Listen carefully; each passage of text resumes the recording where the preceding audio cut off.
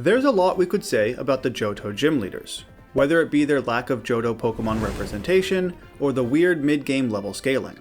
But do we know if they even deserve to be gym leaders in the first place? And more importantly, could an earlier leader, like Bugsy, make his way through each other gym, supplanting Clair as the final gym leader? That's what we're going to find out today. Can these gym leaders make it through the Johto region? The rules are as follows. I start the game with the gym leader's Pokemon in their base forms, allowing them to evolve as long as I match that leader's team when I get to their gym. To earn a gym badge, I either have to defeat the current leader, or, if I'm playing that leader, defeat all of the trainers in the gym.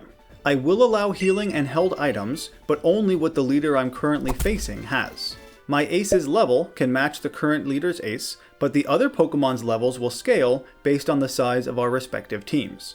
And finally, I'm playing on set mode. Before we begin this very long journey, be sure to subscribe, like, and let me know who you think will be the strongest Johto leader. And check out the Kanto Gym Leader video if you haven't already. The first Johto leader is obviously Falkner, who does a great job showing off the variety of new flying Johto Mons, as he uses his dad's Kanto birds. Why didn't they at least give him a Hoot Hoot or something? Instead, he has a Pidgey and an illegal Pidgeotto, unless it was caught in the Viridian Forest in yellow version. Since the whole point of this video is to pit gym leaders against each other and see how far they can go, I ignore all the unimportant stuff about the game, like my starter and my mom, none of which matters. The only thing that does is that I get to Violet City with my two non-Johto birds. But since I already have a Pidgeotto, it's quite easy to defeat the gym trainers here, earning Falkner his right to be this city's gym leader. Well, that took all of 1 minute, but Falkner is greedy. He wants more money that comes with a higher gym position. So let's see how far he can get. Even with the type advantage we have against Bugsy, his Scyther still scares me. I start with Rooster, the Pidgeotto. He gusts twice, but with lower defense, I'm getting concerned. Instead of losing him, I'd much rather sacrifice Little Pidge. He also gets a few gusts in, but is defeated by the Technician boosted Quick Attack. He did enough for Rooster to bypass a heal, knocking out Scyther. Both Kakuna and Metapod are then gusted, no problem. Look at that! Falkner already got a promotion. If only it were that easy in real life. Enjoy it while it lasts though, Falkner, because the next one will not come so easily. Lil Pidge starts with a return to damage Whitney's Clefairy, takes a Wood Hammer, as Rooster pops on out to finish the job with another return. He hits Miltank, doing less than impressive damage, and falls in love. I swap to Lil Pidge, and that's when it begins. The fat rolling cow. Now I came somewhat prepared. Rooster has Protect, stopping it in its tracks, as Miltank responds with a crit flinch stomp. It's not looking so great. I heal, first with a super potion, then some roosts. With flinches, it's just not enough. Falkner loses for the very first time. By no means will that be the last though. After losing to Miltank 5 separate times, getting utterly destroyed, I decide to do something drastic. I shove a single rare candy down Little Pidge's throat, allowing him to evolve to a mid-sized Pidge. This does bend the level scaling rule a bit, but I felt it was necessary and I still match her ace's level. With those Pidgeottos, I still lose, but it's the closest I've ever gotten. 2 tries later, I start to abuse Sand Attack. I've tried this strat before, but not with 2 Pidgeottos. I do need to swap around a good amount to remove that attraction. How a bird and a cow fall in love, I have no idea. But with Miltank's inability to hit me, and Rooster's roosting, I eventually win, after only 8 attempts. That could have been far worse. I was about to unveil a new secret rule, but now that's going to have to wait. While Morty's ghosts can't hit me with any powerful stab moves, the same is true for Mid-Pidge. Return will not work. After how well the last battle went, I decide to just be cheap from the start. A normal type Pokemon with Substitute to avoid curses and hypnosis can body these ghosts no problem. The only concern is if we have enough ghost PP. Spite doesn't help Ghastly. Haunter is likewise gusted. Gengar does hit with a Sucker Punch. I tried to PP stall that move, but he just wasn't allowing it. What a jerk. We hide behind another sub, like a scaredy bird, defeating Gengar, as well as the final Haunter. Was this a cheap strat? Undoubtedly. But I wanted something easy after that last gym. For Chuck, I shouldn't need to be lame like that. Primeape is double plucked by Rooster, avoiding only a single hit after a double team. In order to prevent Poliwrath from being healed, Rooster first returns, then plucks away a berry that he didn't need. One more hit knocks out Poliwrath, completely bypassing a heal, earning Falkner the 5th gym leader spot. But this is where Johto gets a little bit weird. Technically, according to the badge case, Jasmine is the 6th gym leader. However, because her ace, Steelix, is one level higher than Pryce's Piloswine, for the entirety of this video, I will refer to the Iceman as the 6th gym leader. Meaning, we head to Mahogany Town, where I get destroyed by Dugong, not even glimpsing his ace. I learned my lesson that time, however, that if I start with Rooster to pick off Seal, and get a bit lucky with some crits, by strategically roosting to heal and remove Flying type for a turn, the Dugong is actually somewhat manageable. She's still tough, but at least it's possible. I do get to see Piloswine this time, but it wasn't a fun experience. Blizzard is a one-shot unless Rooster just roosted, which isn't a very effective way to win. So I don't, for several more tries. While this could technically be possible with a precise number of well-placed crits, it's not looking good. And Falkner has already struggled enough, so I think he needs some help. Meaning, it's time to unveil my new super secret hidden rule that is in no way arbitrary. When I feel that I can no longer progress as is, I will allow myself to use additional Mons from the Gym Leaders rematch team. For Falkner, this means that any of these Mons would be fair game. I'll start with only one right now, giving Falkner a team of 3 to match Pryce. I think it should be enough. As much as I love a facading Swellow, the best option here is clearly Staraptor. I don't want to lower his defense just yet though, so he double returns Dugong, staying alive with only 5 HP. Though close combat would be strong here, Endeavor brings Piloswine down to 5 HP. He heals with a berry, but still. My newest bird falls, but did enough for Rooster to easily finish the job. Who knew that having more than 2 Pokemon would make difficult battles that much easier? Crazy, right? When we get to Jasmine, it should be clear why I chose Staraptor as my backup. I needed a fighting move for those magnets. Trying to defeat them with regular birds is no mean feat. Not wanting to immediately lose the new star, I then swapped to Mid-Pidge to Feather Dance Steelix, which doesn't mean much when he's immediately crit. Rooster takes up Mid-Pidge's mantle, Feather Dancing twice for good measure. He plucks away a berry, and slowly but surely throws himself at the Metal Snake, which would certainly do more damage to him than to it. Each return is quite bad, but taken as a whole, they at least do something. When Steelix is down below a third, I allow Rooster to fall, preventing Jasmine from healing. That way Star close combats one more time for the win. At which point Rooster evolves, and Mid-Pidge becomes a Big Pidge. Let's see how much it helps with Clair. Star and Gyarados have an intimidation contest, and I immediately pivot to Big Pidge to reset his attack. He survived just long enough to return once, but it's not faster than Gyarados. How does that work? Look at that bird. He's clearly a fast boy. Star comes back out to scare him again, knocking it out with return. Okay, time to be cheap again. Expecting a Thunder Wave, Star substitutes when Dragonair comes out. It's then knocked out with a few returns, forcing Clair to heal. The second one is crit, so that's nice. Kingdra surprisingly outspeeds. These birds are not as fast as they look, but with a lucky crit and Sub taking the first hit, Star defeats her final Pokemon without Rooster having to do anything. I hope you enjoyed that vacation, because now it's time to work for real. Since Falkner has earned all 8 badges and proven himself to be a superior gym leader, we need to do the same now with the Elite Four. Maybe he can make it all the way to the champion. I go into the will battle strong and ready to win. Big Pidge almost defeats Xatu, but not quite. No matter, Rooster can pick him off. The only problem is, this releases the Jinx.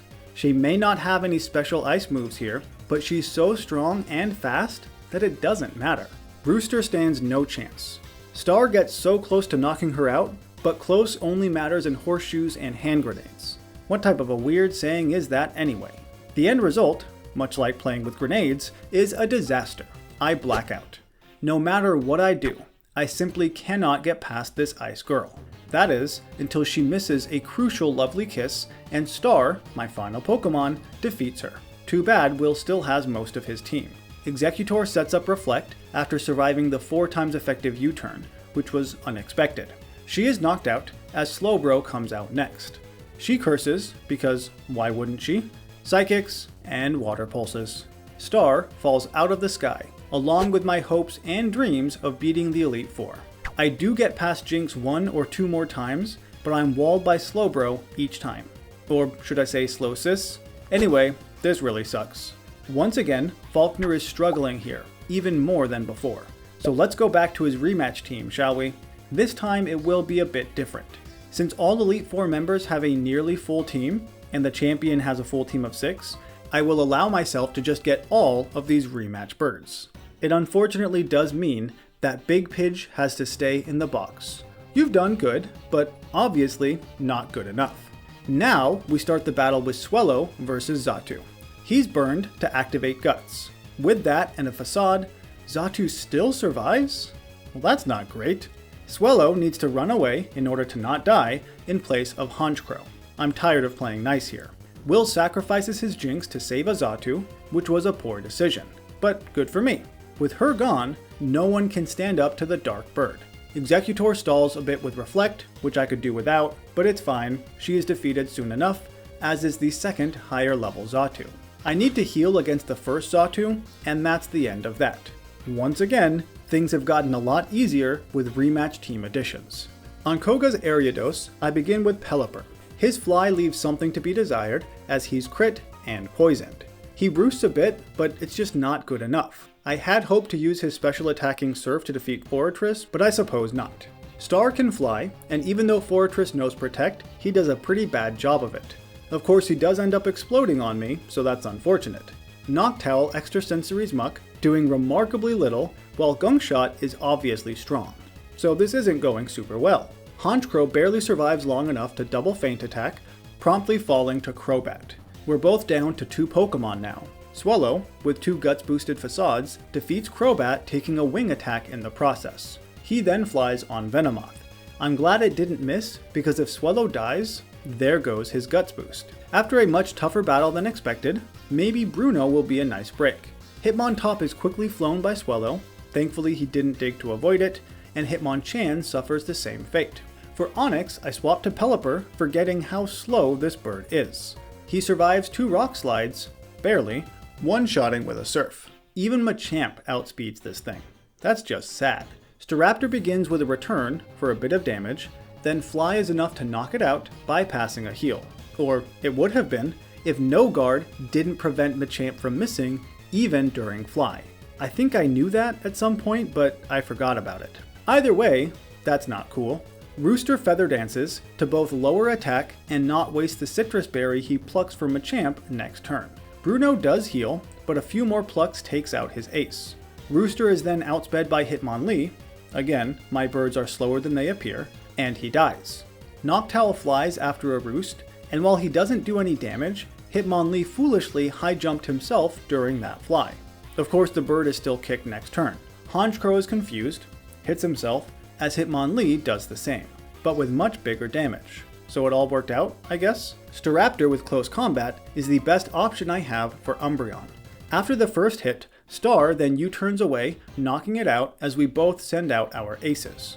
Courser Houndoom is much too strong for Rooster. All he can do is steal a berry before being charbroiled. That was the plan though, allowing Swellow to facade it right out. At least there's one bird who's fast enough. I am unpleasantly surprised how weak that fly was to Gengar. I'm used to a Swellow with EV attack training to make the most of Guts, and this guy, without any, just seems so weak. Either way, Gengar misses and is defeated. At least Vileplume is one shot, as it should be. Not wanting to risk Swellow any farther, against Karen's Murkrow, I send out the bigger Crow. I do resort to a heal here, but win in 2 simple wing attacks. It's been a long and arduous road, but this brings us to Lance, Falkner's final obstacle to becoming the very best. And quite the obstacle he is. Getting past his Charizard proves to be very difficult, even with a Pelipper. After losing 3 times here, I decide to change my strategy and, once again, be cheap, utilizing Feather Dance to its fullest potential. First, I start with Star, for these 2 Mons to intimidate each other, before U-turning away to Rooster. Ice Fang isn't too strong, and with a single Feather Dance, Gyarados should now start to Dragon Pulse. Return is decent, but Rooster isn't here to defeat Gyarados. I just need Lance to waste a heal, get the water snake down pretty low, roost Rooster, then swap to Noctowl. At this HP, even he can defeat Gyarados. That freeze didn't help anything though. He is a sacrifice to Aerodactyl, letting Star intimidate once again. He now survives a rock slide and gets a crit. I did plan on feather dancing the arrow a bit more if need be, but this works out too. Star Brave Bird's Dragonite a single time before falling. Swellow then facades it. The second Dragonite misses a single Dragon Rush, and that's the only turn he got. The final Dragonite then Fire Blast Swellow. Interesting choice, but it gets the job done. To lessen the outrage damage I'm sure is coming next, Rooster Feather Dances. He survives, roosts to heal up a bit, and Feather Dances again. I full restore, and try to play with Dragonite's HP with Pluck to keep it out of healing range. But I messed up and it doesn't work. I need to full restore again, as Dragonite starts another outrage, which was a mistake. It almost lets Rooster win with 2 more returns, until Dragonite breaks out of outrage to Hyper Beam. That's still okay, as it gives Pelipper the chance to finally use Ice Beam. He's been sitting on that move this whole battle. He surfs Charizard a single time while getting double air slashed. Okay, it's all up to Honchkrow. As long as he isn't crit, I have this in the bag. Fire Fang does a lot, but it's not a crit, as Crow paybacks a final time for the win, letting Falkner get a giant promotion, going from the first gym leader all the way to the champion. Well, what can we say about Falkner? He did make it to the end, but struggled a lot, which isn't surprising considering he started with 2 solitary birds. Having to resort to his full rematch team wasn't ideal, and I'd like to avoid that for other gym leaders if possible. But it was a success, if you want to call it that. Now it's on to Bugsy. The guy who I constantly need to verify is in fact a guy. Having a Scyther this early in the game is going to be sweet. His other 2 Mons will eventually be good too. He evolves his Caterpie and Weedle a single time, and that's it. So I'm stuck with 2 Chrysalises for the first gym. Now Falkner's dad's birds certainly have an advantage. Even Pidgey, who knows no flying moves, sand attacks my first Chrysalis a ton, making me swap to my ace, Scyther. A single quick attack easily takes out bird number 1. Against the slightly birdier bird, I sacrifice Metapod to a Gust, hoping to get a lucky poison from Poison Sting, though Kakuna doesn't get a chance to attack. Well, that was a waste. To ensure Pidgeotto doesn't roost stall, Scyther starts with a Leer, lowering his defense. A couple of quick attacks then takes out the bird before he has a chance to heal. Even with that disadvantage, that wasn't so surprising. Scyther is way overpowered in the early game. To earn his place as the second gym leader, Bugsy only has to defeat the other trainers in this maze-like gym. Since all they have are bugs, one of the weakest types in the game, Scyther makes short work of them all with minimal trouble. I'm avoiding using Kakuna and Metapod because they can't evolve till I get past this gym, and I really don't want to miss out on their evolution moves. I will point out that not every trainer here shares Bugsy's inability to evolve their bugs. Benny has a level 12 Beedrill, for example, like a normal person. Of course, other guys like Josh have a single Paris, so not so great. The only Johto representation in this whole gym are from the twins Amy and Mimi, who each have one of the new bugs. Something that Bugsy is severely lacking. No idea why. Heracross would have been a great ace for him.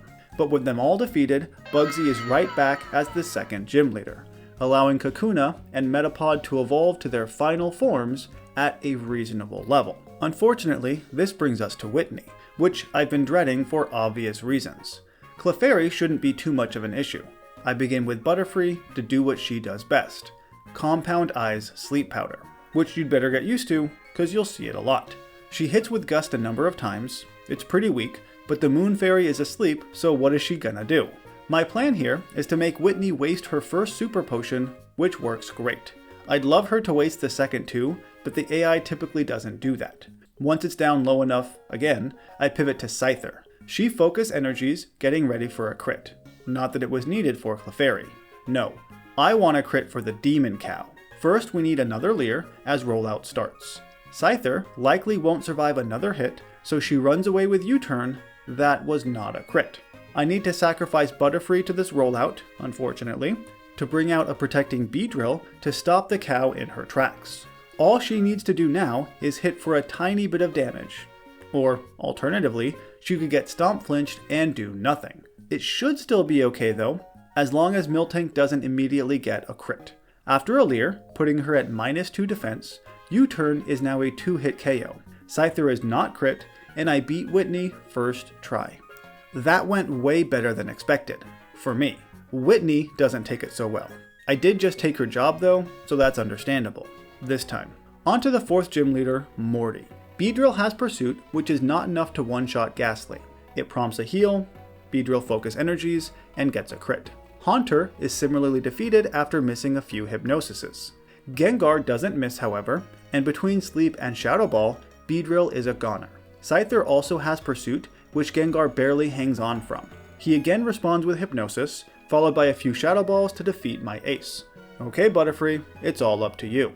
Thanks to a pointless mean look, Gengar is finally finished off with Confusion. His last Haunter hits with a single Nightshade before succumbing to my own Sleep powers.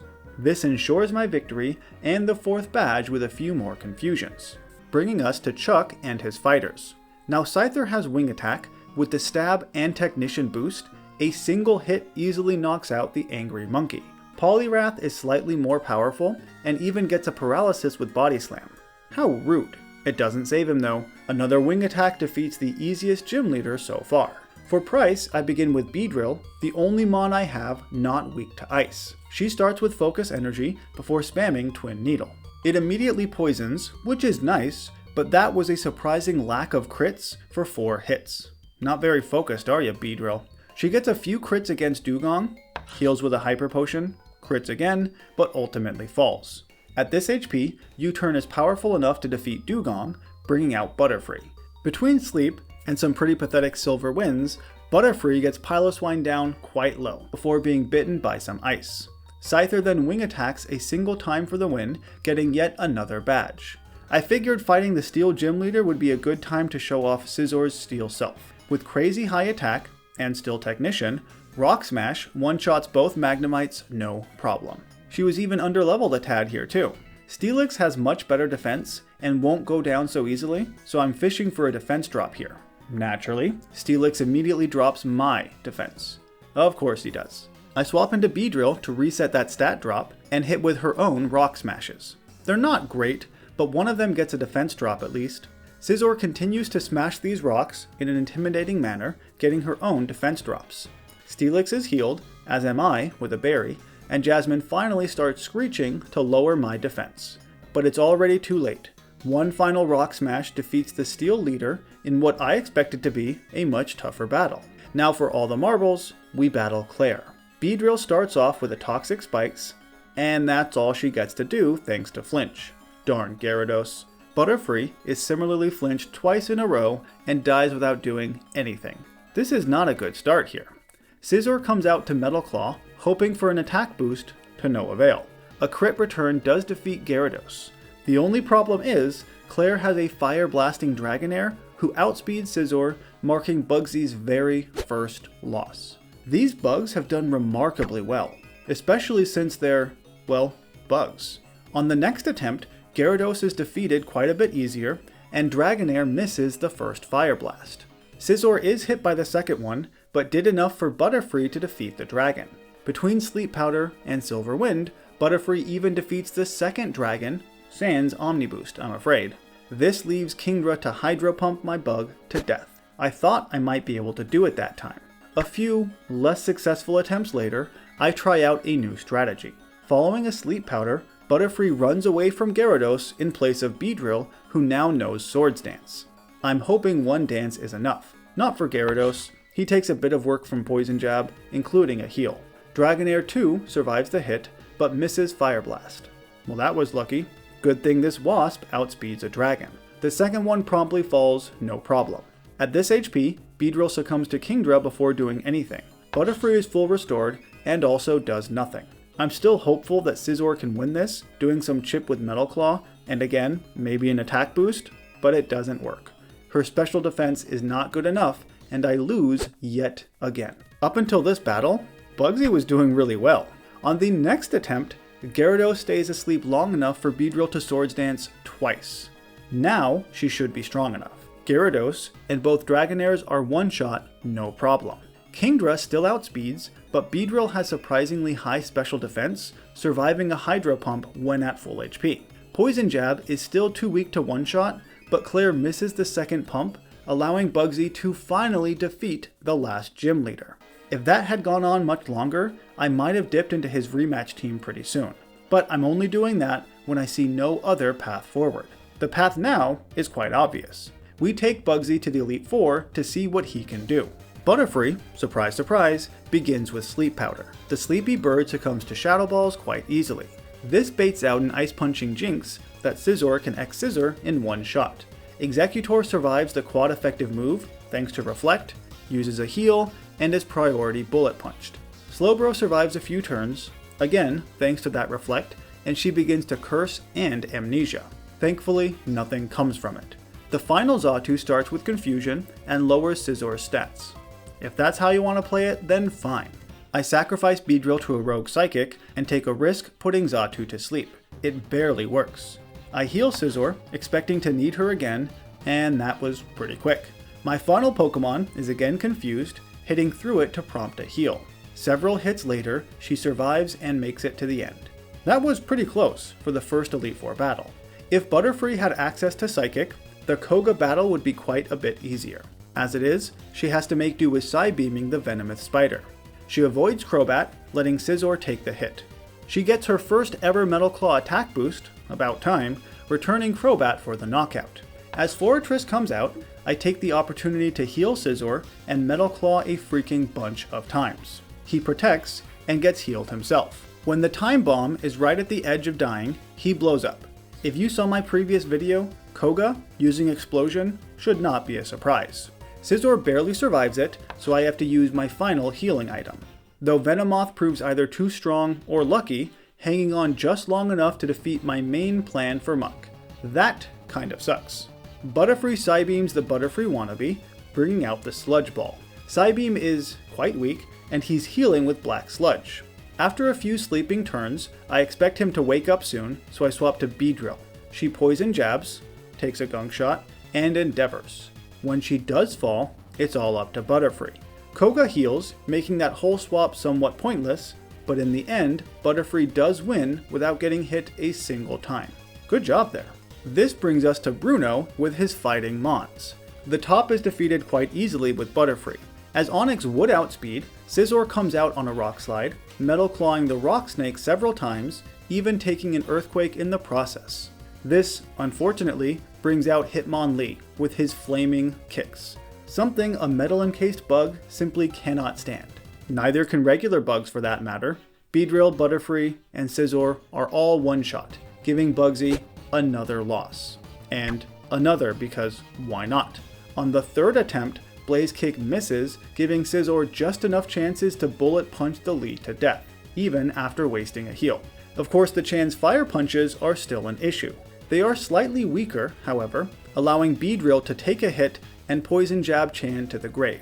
With her almost dead, she endeavors Machamp down to 16 HP before he gets revenge. I expected a full restore here, which is why Butterfree uses Sleep Powder, but I miscounted the heals and he didn't have any left. Oh well. Next turn, a Psybeam defeats Bruno and his fighters, who were only difficult because two of them happened to have fire moves. How lame. Unfortunately, Karen also has a Mon with fire moves, but a much better one than a couple of Hitmons. After losing several times here, I decide to unveil my secret weapon, a Swords Dancing Beedrill who has agility. I'm getting desperate here. Umbreon still makes this difficult, what with Confuse Ray and not dying when I wanted him to. In the end, Beedrill gets max attack and a single agility. That should be more than enough. Murkrow is jabbed first, followed by Houndoom, who gave me so much trouble. Even with stupid high attack, Gengar quad resists poison, taking several hits longer than anyone else. Last is Vileplume, no problem there. That's what you get when you anger the bee. For the championship battle, the only chance I have at victory is another Swords Dance strat. My bugs just aren't good enough as is. After a Sleep Powder from Butterfree, Beedrill comes on out to Agility once and Swords Dance thrice. Gyarados is very kind, letting me do this. He wakes up too late for it to matter. Beedrill now outspeeds Aerodactyl, but it resists poison, survives the Poison Jab, and knocks out my super strong bug. That is a bit unfortunate. Arrow falls to a Metal Claw, but this simply brings out Charizard. Scizor surprisingly withstands one Fire Fang and does a very small amount of damage before falling. Butterfree is next, and yeah, that's basically what I expected. After Beedrill fails a few more times, I allow Scizor to give it a go. She Swords Dances against Gyarados as well, but even with max attack, Bullet Punch proves too weak. This does not bode well, as next is Charizard, who obviously Fire Crunches her to death. I again try a few more times, once even at full health, but unless it's a low roll, Fire Fang is just too strong. Try as I might, I never get past the Zard. Lance still has 3 Dragonites I haven't even seen yet. Clearly this isn't working, and I didn't want to have to do this, but before resorting to Bugsy's rematch team, I have one final Hail Mary. Just like Beedrill, Scizor can learn Agility. It wasn't originally part of her moveset in the Elite Four, but I clearly need it now. One of those, followed by 2 Swords Dances, should be more than enough. Gyarados falls to a return, as does the trauma-inspiring Zard. He's a lot easier when you outspeed. Dragonites 1 and 2 succumb to a Metal Claw each. Even Aerodactyl is outsped and clawed. The final Dragonite clearly stands no chance either. So Bugsy was able to become the champion, but several times I had to resort to Swords Dance and Agility strategies. Not surprising, seeing as how 2 of his Mons have sub 400 base stats. Either way, let's give these weak bugs a rest. They still managed to limp across the finish line. Now it's time to be the most reviled Johto leader ever, Whitney. With her Clefairy, no issues there, and Miltank, who is a beast of a Pokemon. She can't learn Rollout just yet though, so against Falkner, I start with Clefairy. She takes out the smaller bird easily enough with some pounds, even after being sand attacked. She even puts Pidgeotto to sleep with the easy to miss Sing. This gives me a safe swap into Miltank, who already knows the 65 base power Stomp, which gets a stab boost and can flinch. A few curb stomps on the sleeping bird wins me the badge no problem. Once again, with Rollout, Bugsy would be simple, but I'm still 2 levels too low. Looks like we have to resort to stomping once again. We're off to a good start on Scyther, who U-turns away after a flinch. No problem, Metapod can't do much of anything and is quickly defeated. Scyther comes back out, outspeeds this time, forcing Kakuna to get stomped in her place. Which is actually helpful, because I really didn't want to get poisoned. Miltank then drinks her own milk, which is a bit weird, to be honest, and uses Bide just for fun. She's hit with a crit, unleashing twice that damage right back at the unsuspecting Mantis Mon. Another gym down, and that was quite easy. To earn her place as the Goldenrod gym leader, Whitney takes her non-fairy and cow through the entire gym, defeating the other trainers with their lame, normal Pokemon. Now, don't get me wrong, normal Pokemon are great in moderation. Having only normal types is not my cup of tea. While stomping some fluff balls, Miltank finally learns her iconic and horrific move, Rollout. Back in Gen 2 Johto, Rollout was a TM, but not anymore. Not sure why. Either way, a few Pokemon are rolled on as Whitney defeats the final gym trainer and officially earns her place as the 3rd gym leader. Next is the ghost leader, Morty. Normal Mons typically are disadvantaged against ghosts, but Miltank is a scrappy girl who knows Body Slam, allowing her to hit these ghosts with her fat self. Ghastly and Haunter are immediately knocked out, while Gengar takes a few hits. Thankfully he doesn't connect with Hypnosis, and his ace is a goner. Last is another Haunter. Morty uses 2 healing items right here, for no real reason, as the paralyzed Haunter stands no chance. You didn't even try to curse, Morty. Come on, man. In the next life, I'll be a much better Morty than he ever was. I'm looking forward to it, actually. Now, Chuck's fighting Mons also have a bit of an advantage, but the only fighting move they know is Focus Punch, which I'm glad Primeape didn't use after those few double teams. Some Fire Blast from my little Clefairy, and the monkey is a goner. She is then body slammed by Poliwrath. Now, Miltank did just learn Zen Headbutt, so I feel the need to use it, but it's still quite weak and could possibly miss, which is not a great option. A paralyzing body slam is much better. And it's a good thing too, because Miltank ends up asleep for several turns, and the only thing preventing Poliwrath from focus punching her into oblivion is the occasional full paralysis. I do resort to a heal, the first one as Whitney, and once Miltank finally wakes up, she defeats Chuck. That was a close one. For the Ice Guy Pryce, I considered starting with Rollout, but I didn't want Miltank slowed down too much by Icy Wind. Clefairy, on the other hand, really doesn't care. She starts with Cosmic Power to boost both of her defenses, doing it twice before switching to Metronome for a takedown. Not bad, followed by a Thunder. Piloswine's Blizzard is now quite weak, while Fire Blast is pretty decent. To avoid a heal, I try a Metronome again, just for fun, and it was a useless Zap Cannon. Okay, I heal, as does Pryce. Several Fire Blasts later, Clefairy is the victor. Pryce still has a Dugong, who isn't too tough. He does rest, stalling a bit longer, though with Thunder it doesn't help all that much, so I win using only a single Clefairy. For Jasmine, I again lead with Clefairy, who immediately Fire Blasts the first Magnemite. The second one outspeeds and gets a crit Thunderbolt, which sucks, but is still blasted.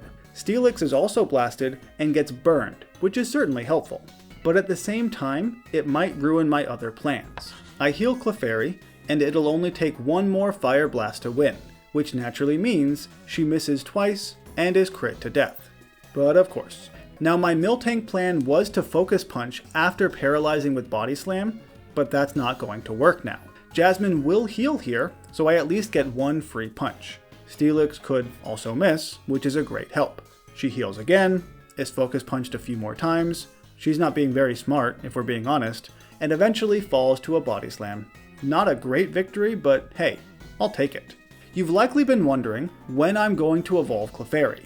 Well, I wanted her to learn Moonlight first at level 37, so now, finally, she can evolve, right before we battle Clair.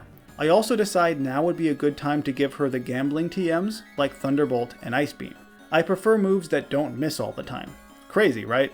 Gyarados uses up one of Clair's healing items, Clefable eats a berry, and defeats the Water Snake.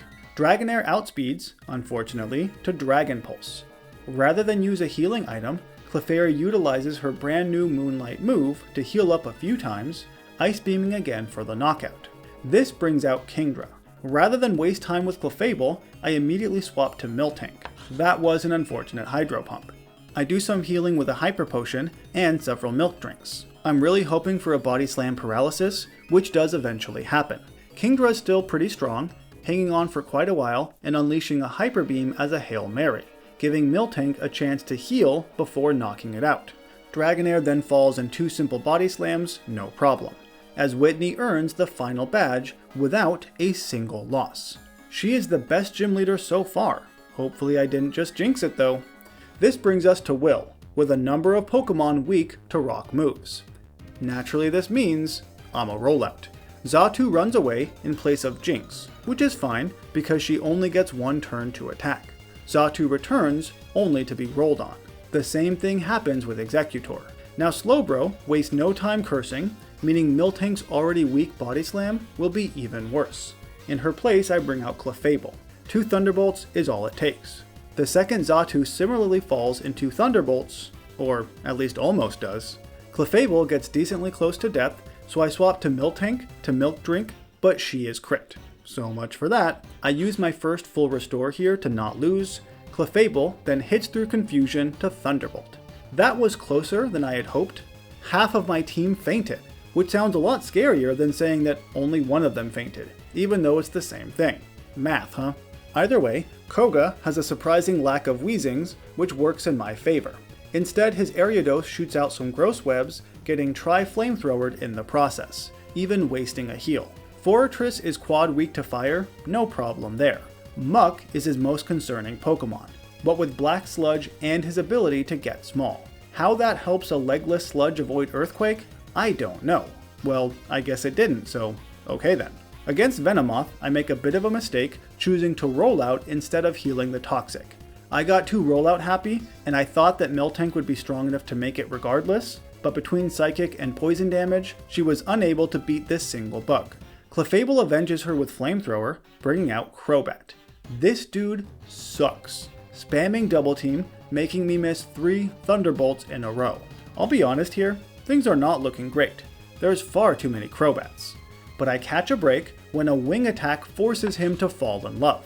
I still end up needing both of my full restores here, but Clefable wins after a very long and drawn out battle. And he was supposed to be the easy one. After thinking through several different strategies for Bruno, the only one I could conceivably come up with was a minimize strat. I could have used Cosmic Power instead if I hadn't foolishly gotten rid of it. Oh well. Hitmontop is really quite weak as far as fighting types go, allowing Clefable to minimize as many times as necessary. Hey, what's good for the muck is good for the non-fairy. She also has Hyper Beam and Ice Beam to eventually take out the top. The next part of the plan is to get Hitmonlee to kill himself. It doesn't work right away. It works better the second time round, giving Clefable a chance to Hyper Beam Machamp. Forearms, unfortunately, has no guard, bypassing my increased evasion. It should be fine though, as long as Cross Chop doesn't crit Miltank, which it does not. I finally replaced Body Slam with Return, by the way. Up till now, the possibility of paralysis was a nice addition, but for Machamp, Miltank needs the extra power. I heal on Onix, then we both start to Earthquake one another. Onix is a freaking sucky Pokemon and can't even stand up to his own move. Also, Miltank Milk Drinks here just in case, because Bruno, well, he still has a Hitmonchan. Thankfully, this Chan has no fighting moves, hitting a single Ice Punch before dying. While that was my first loss, I think it's really impressive that with 2 Pokemon, Whitney was able to get this far. For Karen, I start with Clefable to Rock Smash, hoping to lower Umbreon's defense.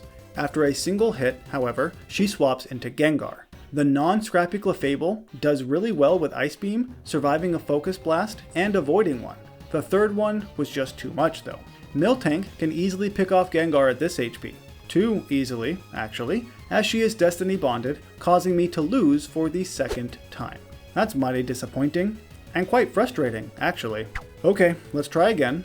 This time, Umbreon stays in a little bit longer, and I'm thinking she won't swap, meaning she obviously does. Clefable once again cannot defeat Gengar, but this time, Gengar misses a Focus Blast and chooses to Spite instead of Destiny Bond. Well, that was a poor choice, Karen. Houndoom is outsped, nasty plots to try and get a guaranteed KO, and never gets the chance. Vileplume is a bit of a pain with Paralysis and Petal Dance, though it's not enough to defeat Miltank. She full restores on Murkrow, returning just a few times. I forgot about Umbreon, honestly, and now it doesn't have any defense drops. We both take some time to heal, but the cow is simply too strong, with Stab Return defeating the evolution. This brings us to the final championship battle. As you might expect, Clefable begins by Thunderbolting Gyarados and getting crit in the process, which is unfortunate. Thanks to Cute Charm, she stays alive long enough to defeat it. I'm not expecting much against Lance's Ace Dragonite, but I full restore and Cute Charm activates once again. Dragonite is too much in love to attack, though the feeling is not mutual and it's double Ice Beamed. The second illegal Dragonite misses a Dragon Rush, also getting Ice Beamed. Clefable's incredible run ends here though. I expected a heal, but was thundered instead. At this HP, I might as well try a rollout because he only has flyers on his team. Of course, that move is countered pretty well with a paralysis. Miltank still does decent damage with return, and I resort to healing, only to be Thunder Waved again. With a bit of luck, a few consecutive rollouts defeats Dragonite. I'm hoping to knock out Charizard with it too, but no luck. I end up having to use my final 2 heals here, putting me in quite a precarious spot. Rollouts do defeat Charizard, as Lance's final Pokemon, Aerodactyl, misses a Rock Slide. That miss, plus a full restore, ended Lance's reign as champion. Whitney, with only 2 Pokemon, has proven herself worthy of taking over his job. Compared to the gym leaders who came before her, she did so much better, and certainly deserves to be here. Who knew that a special attacking versatile Clefable paired with Miltank was actually a pretty solid team? Good job, Whitney. Now it's time for Morty, who basically has the same Pokemon 4 times in a row. But don't count him out just yet. The Kanto Ghosts are incredible, though there is one problem fairly early on. The only attacking move they have is Lick, which doesn't work on normal types. By the way, since Morty has extra Pokemon compared to Falkner, my backup Ghastlies are lower levels than Pidgey. Now, my Ace Ghastly is just high enough to know both Mean Look and Curse. The other ones don't have it just yet. This will be my main damaging move, at least for now. After the Curse, I pivot to a backup Ghastly just to wait it out with Spite and other useless moves. Right as Pidgey is about to fall, I pivot to an identical Ghastly who is only sand attacked once. My hope is that this guy can Hypnosis Pidgeotto right when it comes out. Or not. That's fine, Ace can still curse. With that, it's just a waiting game. My penultimate Ghastly does Hypnosis, stalling just long enough for Curse to do its thing. Falkner has no healing items, thankfully, and I win without a single damaging attack. And that little Ghastly gains 2.5 levels. That's a lot of experience for one little gas ball. As a backup plan, my final Ghastly had 0 PP in all his moves, allowing him to struggle if need be. Thankfully, it didn't come to that because it's not a great plan. For Bugsy, I start with a lower level Ghastly to Mean Look and Curse. He promptly made me feel like an idiot just U-turning away. I could have sworn that Mean Look would prevent that. Apparently not. Switching moves are immune. Oh well. He curses himself to death to start a Kakuna timer. Kakuna can't do much of anything to my identical ghost, whose lick is also quite pathetic, but at least it hits this time. Kakuna falls, Scyther makes a brief appearance, U-turning away just to taunt me, while Metapod can't do anything to my ghosts. Lick still sucks, and I'd rather not stay here forever. I curse, Bugsy heals, and Metapod falls. Scyther takes it out no problem, getting cursed by my third Ghastly. I then pivot into Ace, who has learned Nightshade at his higher level. One turn of that, coupled with Curse, wins the second batch. With Whitney, her Clefairy can't really hurt me, sans some metronome luck. At this point, it should come as no surprise that Ghastly curses. He stalls till Clefairy is a goner. He's then curb stomped by the Scrappy Cow. Yikes. Another backup is attracted, which doesn't stop him from cursing his love. When he falls, I bring out Ace. He has learned Confuse Ray, which does basically nothing thanks to a Lumberry. I pivot to my other Ghastly to Hypnosis now that the Lumberry is gone, and I heal Ace.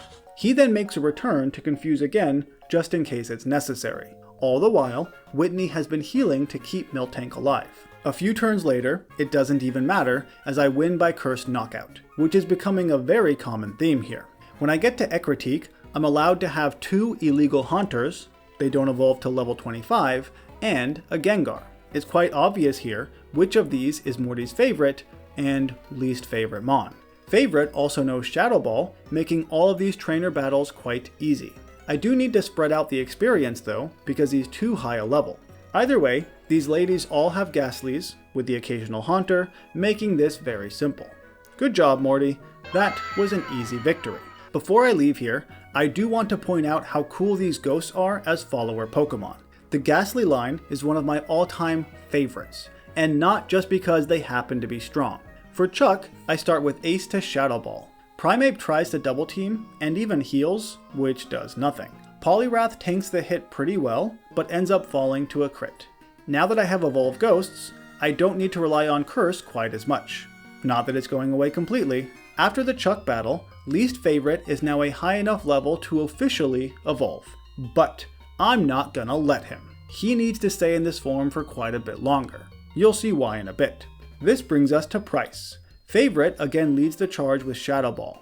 It's not quite enough to one-shot Seal, so he gets slowed down. Which is okay, because Dugong is still too slow and falls in 2 simple hits. Being his last Pokemon, Favorite curses Piloswine as he gets blizzarded. I then bring out Hypno, the only Haunter who still has Hypnosis. And it works. Between that, Nightshades, and Curse, Piloswine stands no chance, as we win the 6th badge. Now, if Gengar could learn Flamethrower or Fire Blast, the next gym would be simple. As it is, Favorite is stuck with Drain Punch. I hope it's enough. The first Magnemite isn't too bad, though I could do without the paralysis. Thanks to the heal, Favorite barely makes it out alive against the next Magnemite.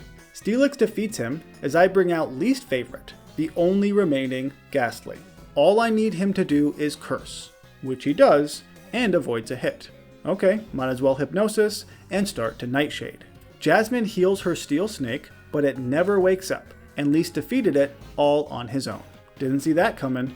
Great job there. Keep it up, and maybe you'll work your way into my good graces. This brings us to Clair.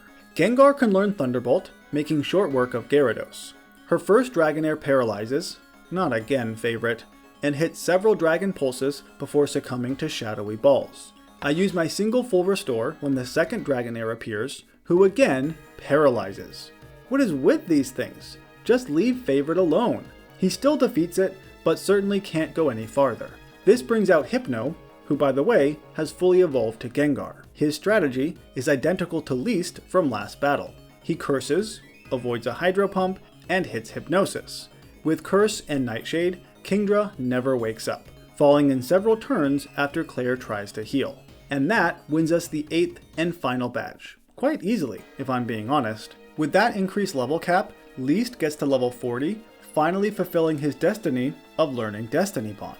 Haunter and Gengar both learn it at level 50, which is above the level cap for most Elite Four battles. And now, Destiny can finally evolve. With that, we have a will battle. Xatu number 1 is easily knocked out with Shadow Ball. Jinx is not, and one-shots other Gengar with Psychic. Favorite defeats her after a heal, but suffers the same fate with this Slowbro. Now it's Hypno's turn to take on Slowbro, and the second Xatu as well, getting Psychicked by Executor.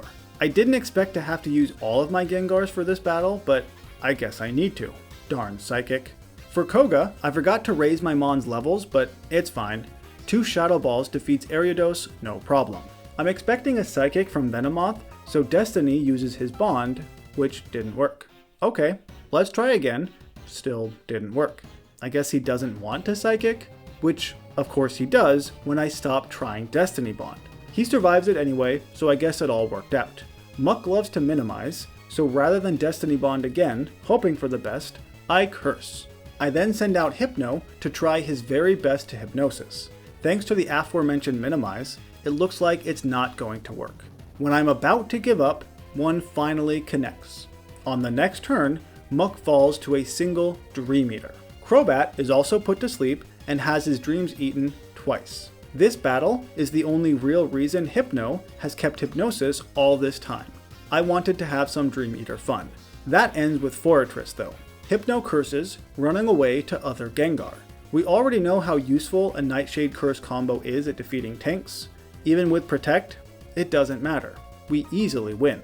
Hypno starts the Bruno battle, Shadow Balling Hitmontop. This top has no moves that can hurt him, so to make my life as difficult as possible, he stalls with a ton of digs. Couldn't you have just given up and died? It'd have been a lot faster. Hitmonlee swaggers, necessitating a swap into Destiny. He can be hit with Blaze Kick, but ends up winning regardless. At this HP, I'm hoping to take Chan down with me, but Bruno plays it smart with a priority Bullet Punch. You know what? I'm not even mad. That was a solid move. I bring Hypno back out, who is immediately crit. I have other plans for this ghost, so here comes other Gengar to Shadow Ball the Chan, and Onix too. Machamp is a bit stronger, taking the hit fairly well. However, he has a weakness with no guard, guaranteeing that Hypnosis will connect. One Dream Eater later, and this battle is over. And here we come to Karen. This may not be great. Hypno, who no longer has Hypnosis, I don't need it anymore, starts by cursing Umbreon. I was hoping for a Confuse Ray here so I could protect Stall, but Umbreon had other plans. No matter, other Gengar can redeem his fallen friend. Nightshade and Curse take their toll on Umbreon, even making Karen waste a heal. Other Gengar hits through confusion to Nightshade Murkrow, taking a freaking ton from Feint Attack. That bird is strong. He thankfully hits through again to Hyper Beam, forcing him to be a sacrifice for Houndoom.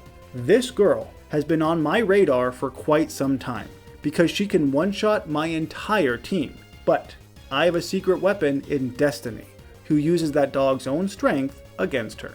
And that's why she was stuck as a Ghastly for so long. Favorite comes out against her Gengar, who doesn't know Shadow Ball for some reason, and chooses not to Destiny Bond. I appreciate that. It lets Favorite easily take out Vileplume after getting paralyzed. He just can't catch a break now, can he? This brings us to the final battle against Lance, without a single loss. This will require a bit of luck to win though. Destiny starts off strong, Thunderbolting Gyarados. That move would not be strong enough for Aerodactyl, so I really need to hit with Thunder, which I do, after taking a remarkably strong Crunch. At this HP, obviously Destiny Bond is the best option to take out Charizard, though I do wish it had been a Dragonite instead. We both send out our aces, with Favorite using Sludge Bomb, which is slightly more powerful than Shadow Ball. He should be able to survive an Outrage, just barely, or maybe he doesn't. Okay, at this point it seems obvious what's going to happen. Outrage continues, knocking out other Gengar. Hypno tries his best with Shadow Ball after some healing, but it doesn't work, marking the very first Morty loss, right at the final battle too. I was so freaking close to getting a perfect run. Next attempt, Thunder misses Aerodactyl completely, which was bound to happen, it's only 70% accurate. I still managed to get to Dragonite that round before losing again. On the next attempt, I switched things around just a little bit so that when Favorite is facing off against Lance's ace, he can use Destiny Bond, taking both of them out. And this is the farthest I've gotten. Hypno can survive a Dragon Rush, just barely, which has crappy accuracy so I can heal a bit, hoping for a miss. Or a crit. Why not? Other Gengar is now the final Mon on my team. He does defeat this Dragonite, but Lance's final Mon is a near identical one. At some point, I run out of healing items, and I simply lose again. Next, I miss the crucial Aerodactyl Thunder, which spells doom to the entire attempt. Finally, after 5 total attempts, things work out again, allowing Gengar to defeat the penultimate dragon as Hypno falls to a high roll Dragon Rush. I may be down to my last Mon here, but this time, Shadow Ball lowers the final Dragonite's special defense, and he misses Dragon Rush, putting other Gengar in the perfect position to Shadow Ball one more time for the victory. Not gonna lie, that was a tough battle. I had really hoped the 2 Destiny Bonds would seal my victory, and I couldn't have won without them, but it was still harder than expected. That's one of the few times my ghost struggled, which isn't all that surprising. Gengar is a great Pokemon, and having 4 of them is not too bad. For Chuck, our team gets cut in half. He only starts with a little monkey and a tadpole. This doesn't bode well, for a number of reasons. First, fighting Mankey is at a disadvantage against Falkner. His Pidgey doesn't know how to fly, thankfully, allowing Mankey to deal some scratch damage. After a few sand attacks, I pivot to Poliwag to Water Gun. It's quite weak against the larger bird, and, like a fool, I try the 60% accurate Hypnosis, which was a waste of time. Poliwag simply can't go the distance, but little Mankey easily survives a gust with 4 whole HP and sweeps the leg for our first batch. It may have been close, but hey, we still won. Now for Bugsy, I start with Mankey who knows Rock Tomb, which doesn't work when he's immediately crit. Poliwag tries to do, well, anything, but fails quite miserably. And there goes our Chuck winning streak. It lasted 1 whole battle. On the next attempt, I missed the first Rock Tomb, which seals my fate once again. Look, I'm not asking for a ton of good luck here, just regular luck. Not getting crit and hitting an 80% move should not be too much to ask. On the 3rd attempt, I still miss Rock Tomb and fail again. Come on, luck, where are you? On the 4th, Mankey finally hits Rock Tomb, even getting a crit. So all of my luck was just waiting for this one battle? He proceeds to then miss several more Rock Tombs against Metapod, and there goes my luck again. I don't really care as much though, it's just a pod. He focus energies and gets another crit for the knockout. Mankey runs out of rocks against Kakuna, but still has some resisted Karate Chop action. So we're not off to a great start here as Chuck. I hope it's not an indication of how the rest of the run will go. To give me an advantage against Whitney and her normal types, I waste a ton of money on raffles trying to get the number 1 prize here. It just so happens to be Thursday, so it worked out great. I eventually get TM60, aka Drain Punch, that Mankey cannot learn, apparently. To be fair, I just assumed he could, because it would be a helpful move. Oh well, let's fight Whitney without it. Mankey starts off with a Focus Energy, because I would love a crit against Miltank. Clefairy lets me, which was mighty kind. As fat as that cow is, the leg sweep doesn't work as well as I'd hoped. He's flinched for starters, and does less than half, staying alive with a single HP. I do have a super potion, so I might as well use it. And Whitney starts a rollout. That was a bad move. Now she's stuck in a ball, and 1 low kick crit defeats the cow. Right at the next level cap, Poliwag evolves, and hopefully can be a bit more useful than he has been. To that end, I start with Poliwhirl to Rain Dance Morty, and Ghastly spites all the rest of that PP away. It's better than a curse, but that's harsh, man. Now Pauly doesn't have the best special attack, but he has learned Surf, and it does a decent chunk to Gengar, who puts him to sleep, and just starts shadow balling. It's not as much fun being on this end of Favorite's wrath. Anyway, Pauly falls, while Mankey attempts to pay back, but also doesn't make it. So I lose again, not a huge surprise. The same basic thing happens next time as well.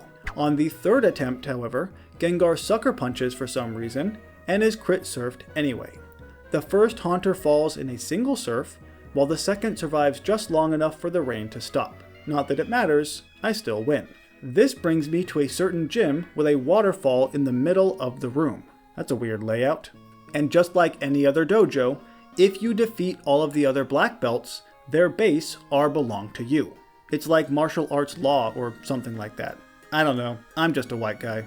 Anyway, Monkey does a surprisingly good job at defeating these stronger single stage Mons like Yoshi's Hitmonlee. Granted, it chose to meditate and focus energy to death, but still, it's an accomplishment. He even beats a Machoke, but meets his match against the more evolved Monkey, getting screeched and karate chopped. Poliwhirl gets some payback, and the still unconscious Monkey, having seen his full potential, pre-Gen 9 of course, evolves while still knocked out. Can you imagine waking up being like 3 times bigger than when you went to sleep? It's like puberty on steroids. Anyway, that was the final black belt, so I get my gym back. Pryce, with his ice types, shouldn't be too much of an issue. Seal is not yet ice, so he survives, but thankfully does not lower my speed with icy wind. Dugong is crit low kicked, nice. Piloswine barely hangs on after 2 low kicks. He doesn't have much of a leg to sweep, ending Primeape's reign of terror. Pryce heals, but being a ground type, 2 surfs knock out the Mammoth wannabe. Easy, as expected. Now Jasmine should also be easy, especially since Poliwhirl just learned Mudshot 3 levels ago. Both Steel Electric Mites, who don't levitate for some reason, even though they literally do, fall in a single hit. Steelix takes a ton from Surf and tries to save himself with Sandstorm, but only rock types get the special defense boost, so it doesn't work. Goodbye, man. What an easy gym. While getting to the next level cap, Poliwhirl learns Belly Drum at level 37, which is one of the reasons I haven't evolved him just yet. I will hold off a little bit longer if possible. Either way, this brings us to the final gym leader, Clair. Primeape starts off getting intimidated, which is fine, since he can somehow use Thunderbolt. Not entirely sure how that works, but it's good enough for Gyarados. Primeape does very little to Dragonair, but I let him get paralyzed before swapping to Poliwhirl. Not that it mattered, as Ice Beam was not strong enough. He hangs on after another Dragon Pulse, but needs to be full restored on the second Dragonair. With 2 more beams, it is knocked out, with Whirl again being paralyzed. With Claire's final Pokemon out, it looks like we have a chance to win here, especially after she Hydro Pumps my water-absorbed Whirl. That was the hope, anyway. A few Dragon Pulses later, Clair disabuses me of that notion. So we lose. It's been a little while at least. I try a couple more times, and consistently do get back to Kingdra, but no matter what I do, I just can't seem to win. Not even with an incredibly placed crit return. That would have been epic. But of course not. So we've gone as far as we can go. I need to bite the bullet and fully evolve the Whirl. Aside from learning Belly Drum, another reason I've avoided hitting him with a Water Stone is because he loses 20 base speed, which I was hoping to keep for the Elite Four, but that's meaningless if I can't even get past Clair. I still start off with a Primeape, though this time he Rock Tombs to slow down Gyarados, and then just stalls a bit till he dies. With that, I safely bring out Poliwrath to Belly Drum, get Dragon Raged, and heal with a Berry. With that max attack, all of her Pokemon fall to a single Body Slam. Even Kingdra, who does hit a quite weak Dragon Pulse first. Here's hoping evolving Poliwhirl won't come back to bite me. Like, I don't know, hypothetically against a Psychic trainer I may encounter at some point in the future? Oh hey Will, what are you doing here? Well, the short answer is, he's destroying me. Primeape starts off with a Thunderbolt again, but is promptly one-shot with Psychic. Poliwrath is now too slow and doesn't fare any better, so I lose to his first Pokemon. Next, thanks to a poorly chosen Me First by Xatu, Poliwrath does defeat it, only to be Psychic by Executor instead. That's not any better. I try a number of different times with slightly varying strategies before coming to the realization I may just need to belly drum. The problem is, it requires a ton of luck to even survive Xatu like this. She needs to me first belly drum instead of just starting with Psychic. When it does work, a Citrus Berry lets him survive a Psychic to return. The problem is, a low roll return will not knock out Exeggutor, so we have to try again. Long story short, with a crazy amount of luck, I can get past Exeggutor, full restore on the second Xatu, who has a chance to use the crappy Ominous Wind. This allows me to either survive Psychic, or just hit through confusion getting to Jinx. My final heal, with even more luck, baits out an Ice Punch, allowing me to get past Jinx to Slowbro. The problem is, Return is not a one-shot, putting him in healing range. And Primeape, who's been sitting in the back doing nothing, still cannot make this work. With a crit at this exact moment, or even a paralysis, it could be doable, but the amount of luck to even get to this point is insane. Put simply, it's not feasible to expect everything to work out quite like this. After spending hours thinking, planning, and attempting to execute the plans, it's clear this is not going to work. Even getting to Slowbro is like a 1 in 10 chance. So realistically speaking, Chuck, with his 2 fighting Mons, simply cannot beat Will. So, let's flesh out his team a little, huh? Instead of adding 1 Mon at a time, like I kind of did with Falkner, since we're basically at the end here, I'll just give Chuck his entire rematch team. I hope it helps. I still have a lot of psychic weaknesses here though, so we'll see. I continue to lead with Wrath, but this time to Ice Beam Xatu instead of trying to belly drum. It's a much more consistent way to start. He naturally falls to Exeggutor, but now I have an Ice Punching Chan, who can also Thunder and Bullet Punch Xatu for a decent chunk of damage. Hitmonlee then mops it up with Return. Of course, he does die to Jinx. Medicham avoids some unwanted physical touch, aka harassment, giving him the right to Fire Punch Jinx in the face. This brings us to Slowbro, but I still have half my team now. Slowbro, as they tend to do, spams Curse. This raises her defense just enough that 3 Thunder Punches do not defeat it. This part takes a while, and was quite stressful, honestly. All I really need is a single Thunder Punch crit to bypass that defense boost. Will uses both his healing items, and eventually I do get the crit, defeating him after so many tries. I thought it would never happen. It turns out I just needed more than 2 Pokemon. Who knew? Let's take my now decent team of Pokemon to Koga, the next Elite Four leader. The first bug is Fire Punched twice for the knockout. No issue there. Chan Bullet Punches a single time on Crobat before falling.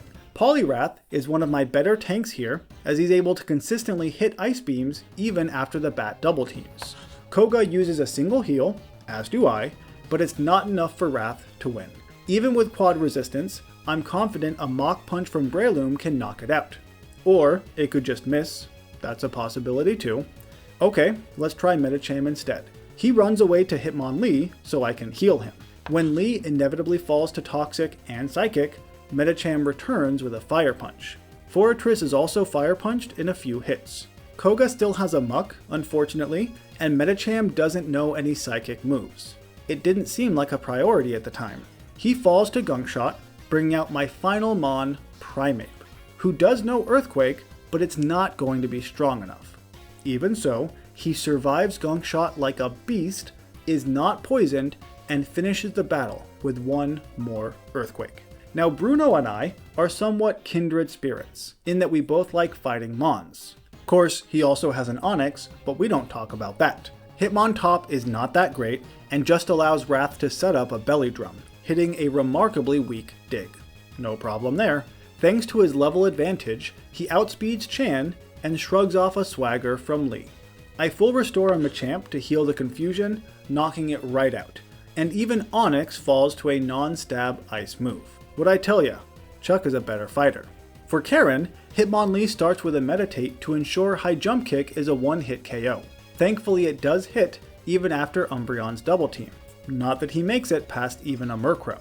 I forgot to use an Ether, unfortunately, so Poliwrath has only a single Ice Beam. After Karen heals, returns are enough to defeat it, albeit barely. He is Petal Danced by Vileplume, allowing Medicham to Ice Punch the flower. Against Gengar, I pivot to Primeape to deal some chip, and hopefully paralyze with Thunderbolt? It does not end up working.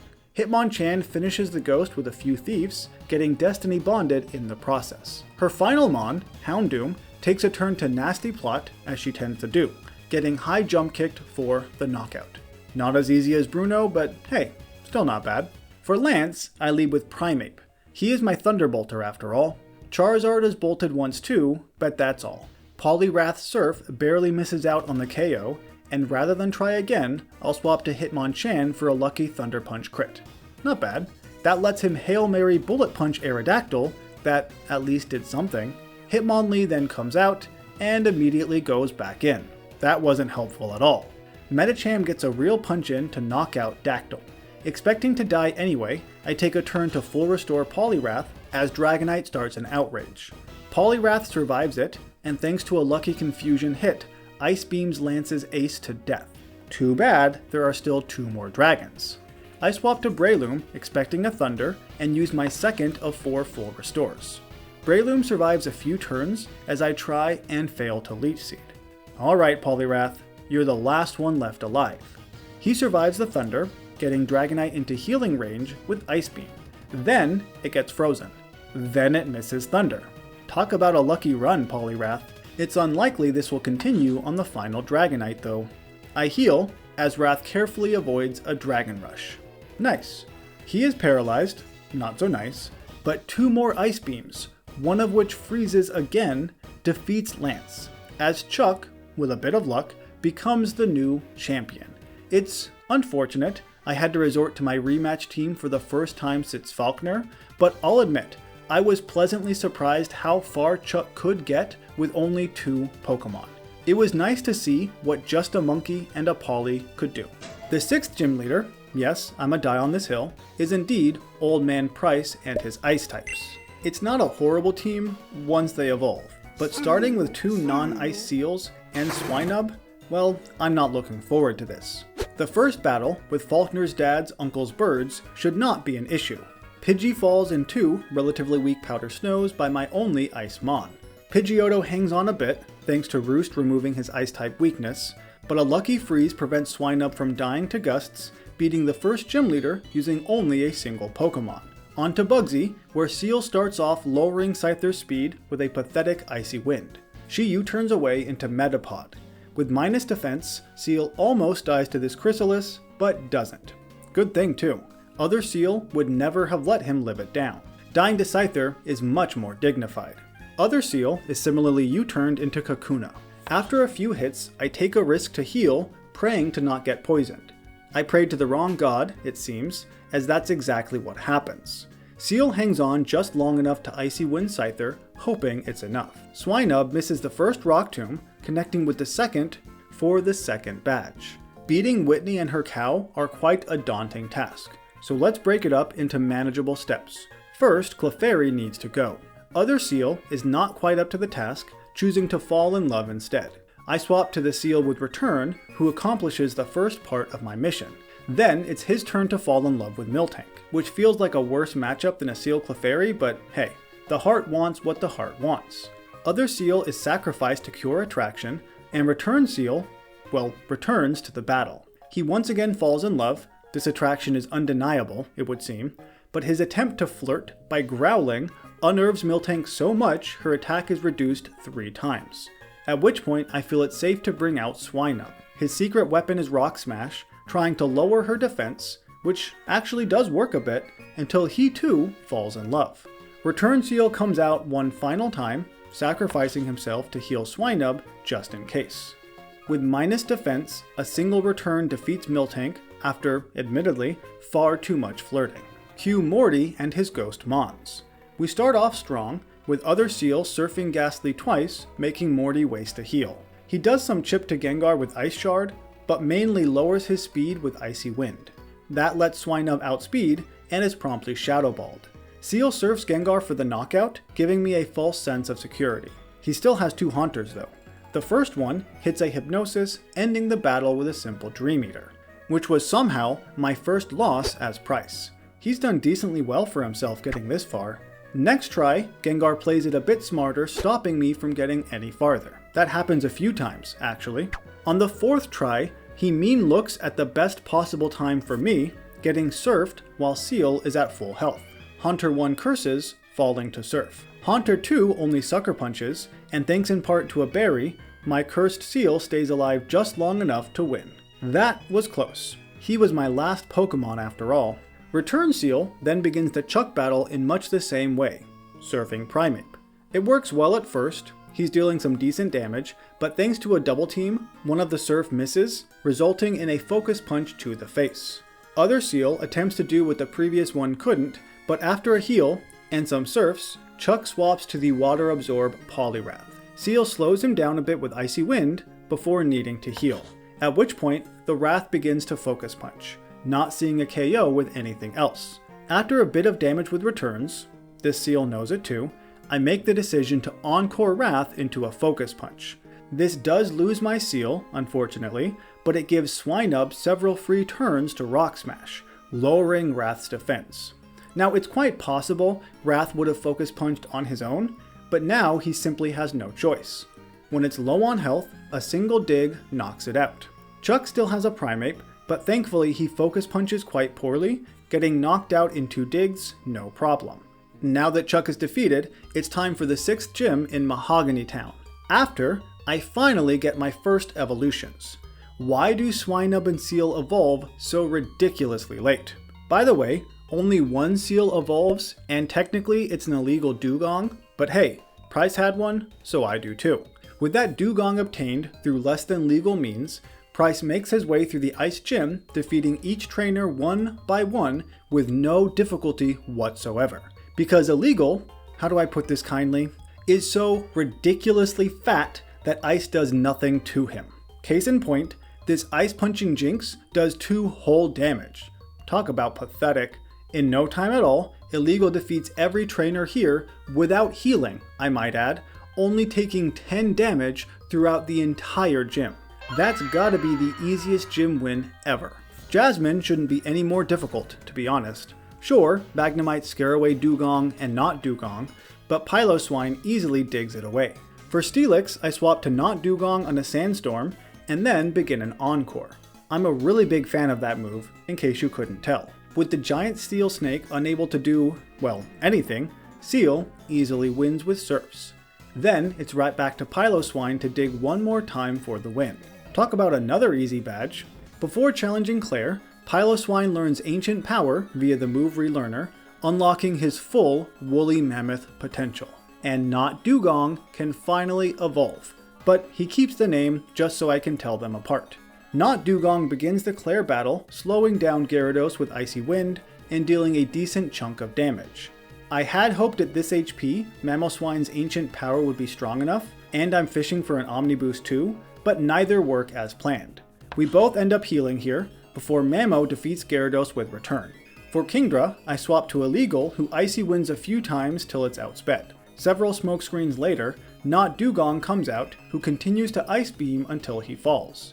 Mamoswine then Earthquakes for the knockout. His Ice Beam is just too weak to one-shot Dragonair, unfortunately, getting Fire Blasted in return. I guess we're down to a single Illegal now. He defeats the first Dragonair, and the second two following a heal. That is still one of the easier Clair battles I've had this video. But let's see how the Elite Four goes. While Will does have Psychic Mons, more than half his team is weak to Ice, so that's nice. Less so when he immediately turns away into Jinx. It's slowed down and surfed several times, but Psychic is too strong for Not Dugong, prompting a swap to Mamoswine. He Earthquakes the Ice type I totally would have appreciated on my team. Slowbro is the only concerning Mon that Will really has. Illegal, being the same level, sheer colds the bro after being confused, hitting on the very first shot. Nice! Xatu me first a pathetic Icy Wind, slowing us both down. Not Dugong swaps in to outspeed with Ice Beam. Executor Psychics when she comes out, but it was too weak to make it work, getting Ice Beamed for the knockout. Last is the second Xatu. An Icy Wind to slow it down, followed by Ice Beam defeats the first Elite Four member without too much trouble. Now it's on to Koga and his bug poisons. Mamoswine Earthquakes Ariados, It doesn't quite work out, so he tries an Ancient Power for an Omni Boost, which also doesn't work out. I'm sure I'll get there one day. The spider is quaked again, and rather than waste my time on Forretress, Not Dugong makes an appearance. He Encores Protect, which certainly draws this out a bit more, but ensures the bug won't blow up, taking me down with him. Surf eventually works out okay. Muck is promptly Earthquaked, no problem, as is Venomoth after a Toxic and a few hits. Last is Crobat. Not Dugong makes a return, attempting to Icy Wind the bat, but keeps missing because of double teams. He gets hit several times, but eventually hits a strong enough Ice Beam for the win. Now Bruno's fighting types might be an issue, but we'll see how Mamoswine does. Again, I Ancient Power in the vain attempt at getting the boost. Hitmontop tries to hide underground, which doesn't work so well for him. Lee is also Earthquaked after a Blaze Kick, and Hitmonchan survives the hit, unfortunately, to Fire Punch. Mamo survives all of that, heals with a berry, and hits a few times for the knockout. Machamp easily can take the Earthquake, cross-chopping Mamo, ending his success so far. Not Dugong then sacrifices herself to Ice Beam, getting Machamp below half HP. This lets Illegal use a now double-powered Brine to knock it out. Onix outspeeds to Rock Slide, but it doesn't do any good. Karen, however, gives me some trouble, with her Focus Blasting Gengar beating me on the first attempt. On the second, however, Mamoswine finally gets the Ancient Power Omni Boost I've been trying to get for so long. This lets him make short work of Umbreon, and Houndoom with Earthquake. Vileplume is Ice Beamed, as is Gengar. He does survive to Focus Blast, but with my plus special defense, it's not an issue. The Ghost is defeated, as is Murkrow, avenging my single loss. I was hoping to beat all of the Elite Four without losing though. That's a bummer. We do still have a Lance battle, but come on. He's got dragons compared to my ice guys. How hard could it be? Illegal starts off with a bang, immediately sheer colding Gyarados. Sweet. He is Rock Slid by Arrow, unfortunately, letting Mamo come on out. After a flinch and some healing on Lance's part, Mamo Ice Beams, then starts to Ancient Power because it worked out so well last battle. Not so much this time. Charizard Fire Fangs Not Dugong, who is also flinched, but slows down the Zard. He is healed, and Encores in a Dragon Claw, which doesn't do all that much. I use my second heal here in between Surfs as the Zard goes down. This Dragonite likely knows Thunder, which Mamoswine can shrug off. He is outsped, not what I expected, but avoids a Dragon Rush, knocking it out with Ice Beam. The higher level Dragonite is slower and also falls. Once again, a lower Dragonite outspeeds, misses the hit, and succumbs to one final Ice Beam, defeating Lance on the first try. I'll admit, I had my concerns about Pryce, especially since his Pokemon evolved so late. But overall, I was pleasantly surprised how useful his team was. Who knew that 2 Dugongs and a giant mammoth would be so good, with so few losses too. This brings us to the 7th gym leader, Jasmine, who starts with 2 magnets and an Onix. Now I know I give Onix a lot of crap in my videos, because he rightly deserves it, but one thing I will say in his defense is that he can easily beat Falkner no problem. Sure, Pidgeotto's gusts are special so they do some damage, but Rock Throw is just too strong, even with Roost. That was simple. And Bugsy isn't any more difficult either. Scyther is immediately Rock Thrown. Then the 2 pods follow suit, getting the second badge in no time at all. Now, before you go and praise Onix too much, realize that basically any rock Pokemon could have done the same thing. So it's not as impressive. Honestly, I'd much rather have a Geodude right about now, but I don't make the rules. For Whitney, I actually need to use my other Pokemon to help me win. Magnemite knows Metal Sound to sharply lower Clefairy's special defense. The Fairy mimics it, trying to do the same thing to me, but it's not nearly as effective. 2 Thunder Shocks and it's a goner. Being a Steel type, Magnemite easily withstands Miltank's Curb Stomps, using Metal Sound 3 times in a row to minimize her special defense. Also, being genderless, it can't be attracted, so that's a plus. I'm supposed to have 2 Super Potions here, but I forgot them, so I full restore instead, since the magnet has less than 50 HP anyway. With minus 6 special defense, Thundershock still barely does more than half, necessitating 2 hits for the win. Now, just when you thought these gyms couldn't get any easier, you'd be right. because Morty really sucks. Not Ghastly. A few rock throws defeats that ghost, no problem. No, the issue is Gengar. A single Shadow Ball defeats Onix before he can do anything. The magnets can take 2 hits each, but it's still not nearly enough. That ghost is just too fast and strong. After several losses, I spend some money on a much needed TM and hope for the best. Magnet 1 paralyzes and lowers the Gengar's special defense. Magnet 2 can then Thunder in one shot that thankfully does not miss. It gets cursed by the first Haunter, which is not great, but Thunder is still too strong. Both Haunters fall in a single hit, winning the only difficult battle as Jasmine so far. As is often the case with Chuck, he could be a much better fighter if his fighters had better fighty moves aside from Focus Punch. But they do not. This means that Magnemite can easily Thundershock Primeape, ruining his focus time and time again. When Chuck is about to heal, I take the time to Metal Sound, making Primeape go down super easily. Poliwrath doesn't start off focusing, but doesn't really do any better. A few hits with another Metal Sound, and Chuck is a goner. Looks like we're back to gyms being super easy. Pryce is going to be a problem though, I can already tell. And after a predictable and quite pathetic loss, it's time to change things up. I start with Magnemite to substitute against Seal. It wins with a single Thunderbolt hit, no problem. The reason I needed a sub up was to get a chance to Metal Sound Piloswine. He is surprisingly quick, at least compared to my Magnet.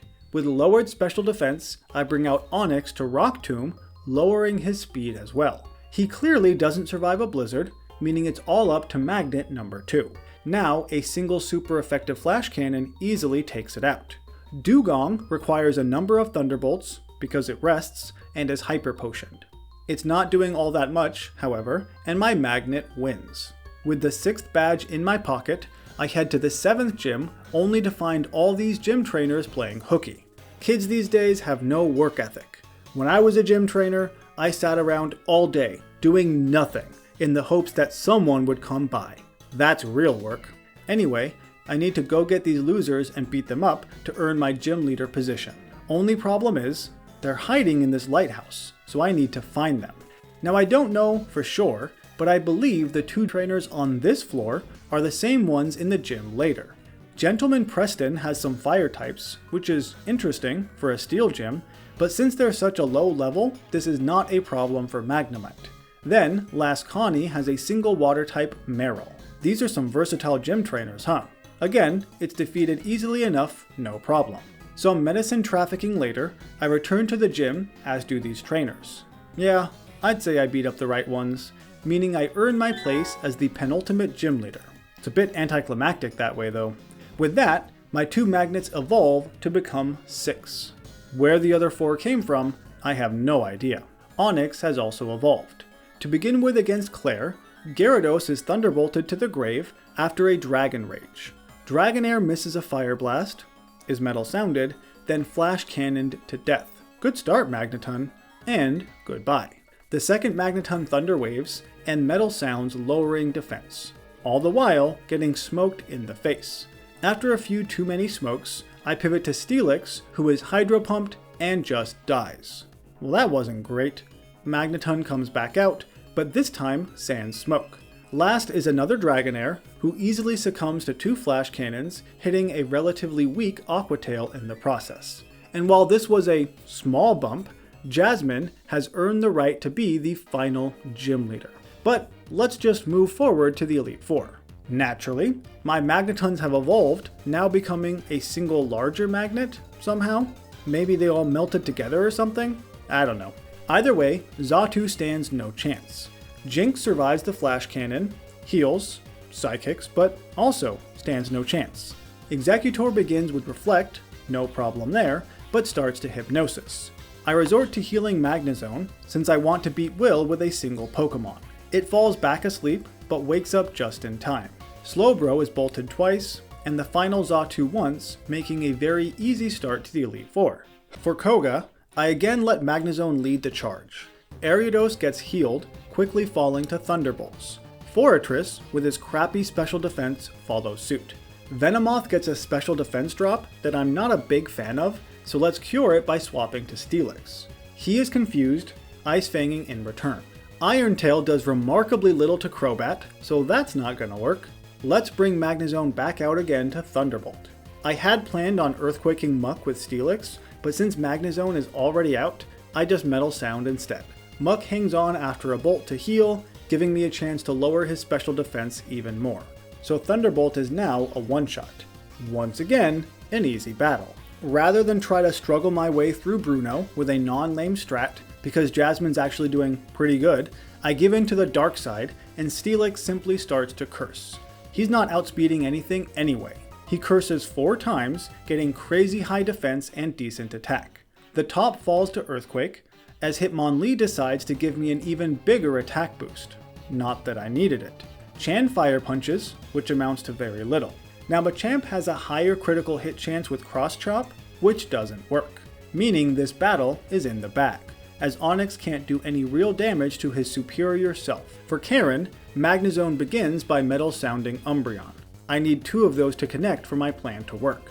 It takes several tries, thanks to Double Team, but eventually I get the quadruple defense drop, at which point Magnezone makes it rain, as Thunder bypasses the accuracy boost to one-shot. While that was a nice benefit, the real reason it's raining is so Magnezone isn't immediately one-shot by Houndoom's Flamethrower. Instead, she nasty plots, getting paralyzed in the process. Magnezone is still flamed to death after a Thunder, but now the second Magnezone outspeeds to Thunderbolt. Now Gengar's Focus Blast would be a concern, but Magnezone can withstand the hit, barely, mirror coating all that damage right back. I knew that move would come in handy for the Elite Four. Thank you, move relearner. I used my first heal against Vileplume because I'd rather not have only a Steelix left. Vileplume gets its defense lowered, still requiring a few flash cannons to fall. Murkrow obviously does nothing, ending the Elite Four run and beginning the championship battle. I start with a somewhat dangerous strategy here. Magnezone begins with Thunder Wave, and then Rain Dances powering up Gyarados' Waterfall. I use my first full restore, and Thunder the Water Snake. Charizard no longer sees a KO with Flamethrower, thanks to the rain, choosing to Fire Fang instead. That was a bad move, man. On the last rain turn, I try to paralyze this Dragonite, but he counters with Safeguard. Well, that's unfortunate. Before I can get the rain back up, it's Fire Blasted to death. My other Magnezone takes the hit, mirror coating the damage right back. Goodbye, first Dragonite. I swap to Steelix to safely heal Magnezone. Steelix then Ice Fangs the second Dragonite a few times for the knockout. The third Dragonite has Blizzard, so I really should have swapped earlier, but Steelix stays alive. Barely. Magnezone does take some hits on the swap, thunderbolting the final Dragonair. Last we have Aerodactyl, who gets 2 flinches in a row, which is not fair. I need to heal again, for the 3rd time here, before Magnezone finally gets a chance to attack, knocking it out with Thunderbolts, as Jasmine becomes the new champion. Jasmine did really well here. There were a few rough battles, but all in all, this is one of the easiest runs so far. Which is not surprising. Steel Pokemon have far too many resistances. It's like playing the game on easy mode. Still, good for you, Jasmine. Last, and certainly least because she really sucks, is Clair. With 2 little dragons and 2 little fish, I think we're in for a rough start. And the trouble starts right away. Not Falkner's dad's uncle's nephew's Pidgey. That's not a problem. Pidgeotto, however, is. His Stab, Gust, and Tackle are just too strong for my little dragon Mons. Not even a paralysis prevents this massacre. After another loss, Horsey gets a bit luckier, is not crit, and the bird doesn't roost. Several water guns later, we beat the first gym. But with how much I struggled there, this does not bode well. Come on, Clair, you're supposed to be the toughest gym leader. Our troubles aren't over just yet, as Bugsy's Scyther easily knocks out my entire team. After 2 more losses, I decide to give my Dratinis a single rare candy each, putting them at the same levels as Bugsy's Metapod and Kakuna. That one level gives them access to Dragon Rage, and believe it or not, it makes all the difference. Scyther is Thunder Waved to slow him down, she Focus Energies and Leers, but 2 Dragon Rages are more than enough to knock it out. With her gone, it's smooth sailing. Metapod hangs on with a sliver, heals, then falls. Kakuna doesn't even get that. After only the first 2 gyms, we already have 5 blackouts. Clair is not showing off the power of dragons very well. I have a feeling we're ending our losing streak here against Whitney. Dratini starts by paralyzing Clefairy, what else is new, and gets paralyzed in return. That's fine. Shed Skin cures that affliction, and the fairy is defeated in a few Dragon Rages. Miltank stomps Dratini, is Dragon Raged, and stomps again.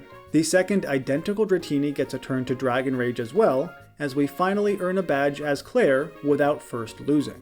Hopefully things will go smoother from now on, especially since my second little fish evolves before Morty, giving her access to actual useful moves like Bite, just in time for the Ghost Gym Leader. She makes short work of Ghastly, no problem, but as is often the case in this video, Gengar proves to be too powerful. My Dratinis are less than useful, getting one shot without doing anything. Gyarados does a really good job, but barely misses out on the kill, causing me to black out again. Well, there goes our winning streak of a single gym leader. After another loss, this clearly isn't working out, so let's try a new strategy.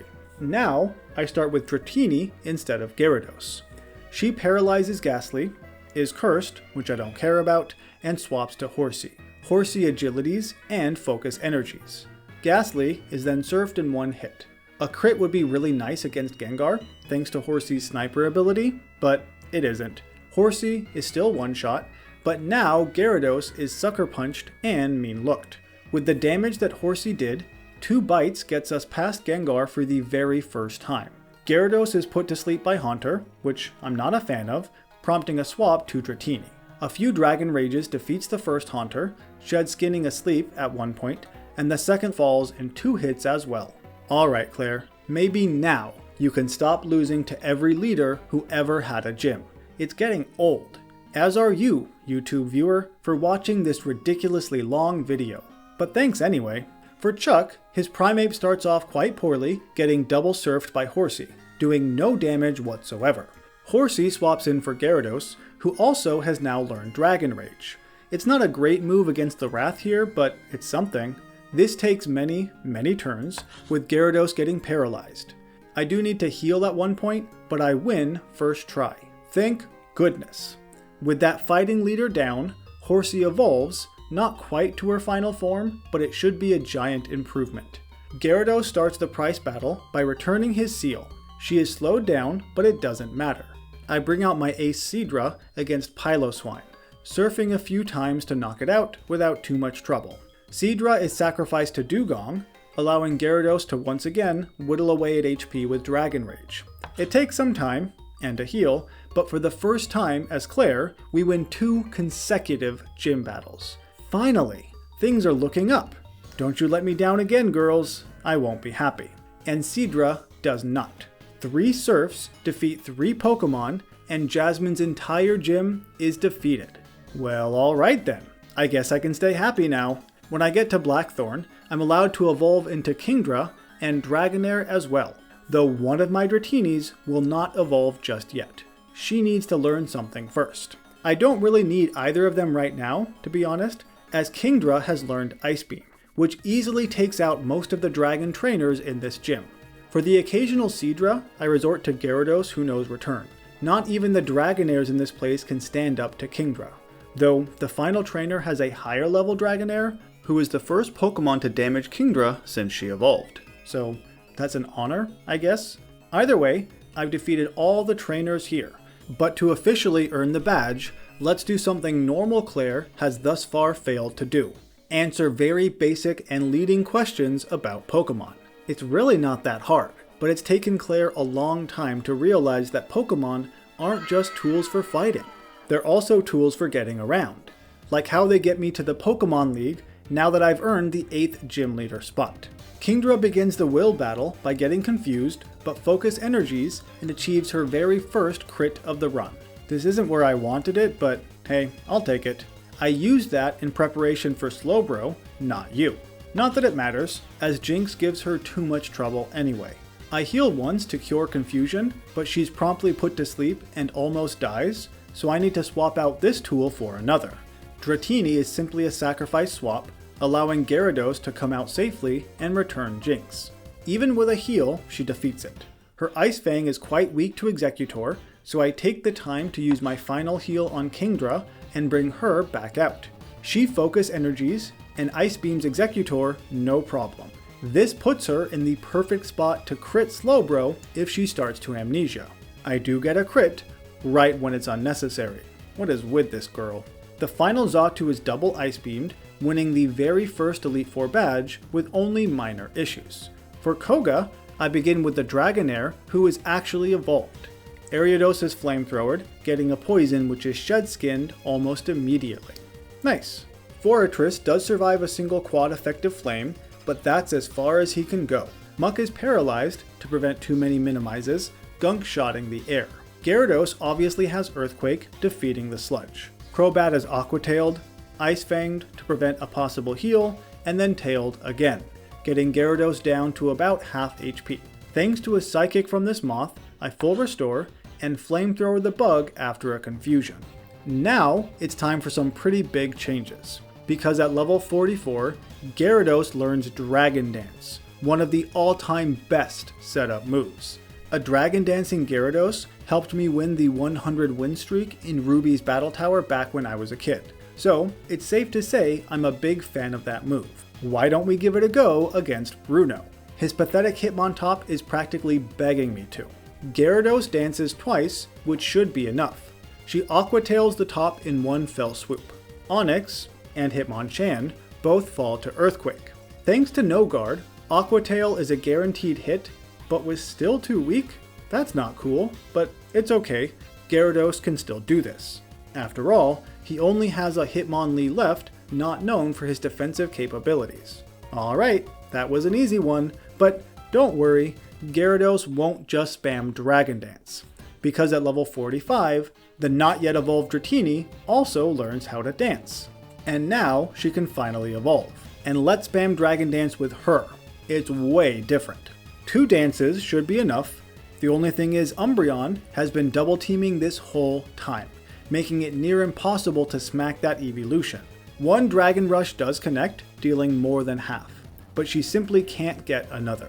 I heal and start to Aqua Tail instead for the higher accuracy. This is why I kept you as a Dratini for so long? I'm not impressed. Eventually, after a Confusion 2, the tail defeats Umbreon. Gengar is hit with a Dragon Rush, but survives to Focus Blast. Well, that was not great. On a heal, Gyarados does a single Dragon Dance to now outspeed the Gengar, preventing any Destiny Bond shenanigans. Vileplume is Ice Fanged, paralyzes, and starts a Petal Dance. I heal for the final time this battle, and Ice Fang again. Murkrow is then one-shot, as is Houndoom with an Earthquake. Okay, I guess I did rely on Gyarados' Dragon Dance after all.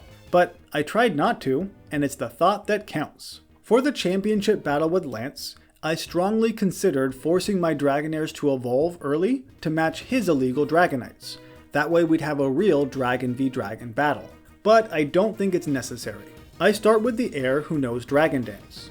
Gyarados' Ice Fang is not fun, but with a Citrus Berry, she can survive 2 hits, responding with some Thunderbolts for the knockout. She and Dragonite both miss their moves twice in a row, what a waste of time, though it is still too weak, and the heir falls. Kingdra avoids 2 Dragon Rushes, like a beast, Ice Beaming the lower level dragons no problem. The level 50 survives quite a bit easier to Outrage. Gyarados comes out to lower his attack, and has a single turn to Dragon Dance. I probably should have healed to try and get a second one, but I don't. The first dragon is Ice Fanged, but Gyarados is too slow, and Aerodactyl simply Rock Slides for the knockout. But I still have my non-Dragon Dancing heir and heals, so all isn't lost. She Thunder Waves and Thunderbolts, which was not nearly strong enough, and that's it. I lose at the championship battle. Couldn't you have gone easier on me there, cuz? That's rude. Since he didn't, I won't either. I still start with the heir again, but this time her main goal is to Thunder Wave. I sacrifice her to deal some damage with Thunderbolt, allowing Gyarados 2 Dragon Dances. I learned my lesson from last time. Lance's Gyarados is Ice Fanged, as is his Aerodactyl before it gets a chance to do anything. The 3 Dragonites easily follow suit, all getting one-shot. Last is Charizard, who needs an Aqua Tail for the knockout. And there we go. That's what you get, Lance, for being a jerk. All in all, I was somewhat surprised at how rough things were at the start with Clair. After all, she's only the final Johto Gym Leader, but after a few evolutions, it was mostly smooth sailing. And Dragon Dance wasn't too bad either. And now it's time to rank all of the gym leaders based on how well they did. Or how not well they did, as the case may be.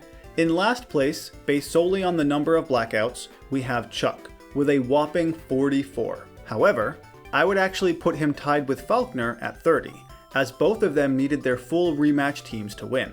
And the number of losses before I decided to unveil that secret rule was somewhat arbitrary. But they were the only leaders who needed that extra help. Even so, they both got decently far with the team of 2 they started with. Next we have Bugsy. While he did make it all the way to Jasmine before losing, somehow, he really struggled in the Elite Four, with a total of 22 blackouts. Bugs just have too many weaknesses and are too easily resisted. Surprisingly, at the middle of the pack is Clair, with 8 blackouts. To be fair, most of those happened before the 3rd gym leader. Once her Mons started to evolve, things got a lot easier. Dragon Dance was a huge help too. Tied for 2nd, there are 3 gym leaders, with 4 blackouts each: Morty, Pryce, and Jasmine.